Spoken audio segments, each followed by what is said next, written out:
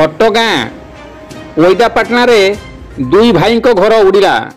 केन्दुझर जिला घटगाँ ब्लॉक पैदापाटना पंचायत पैदापाटना ग्राम रे आज अपराह्न काल बैशाखी जो प्रबल वर्षा सांगक पवन बोहिबारु ग्रामर भद्रु महांत एवं तांको भाई राहस महांतर 5 बखरा आजबेस्ट घर उड़ी अन्य जनक बाड़ी पड़ी। एपरिक रोषई घर उड़ी जाइथिबारु परिवार हैरान होउछंती। एणु प्रशासन तुरंत उक्त परिवार को सहायता जोगाई देबाकू ग्रामवासी दाबी करिसेंती। Bureau report केडमी जुड़िया।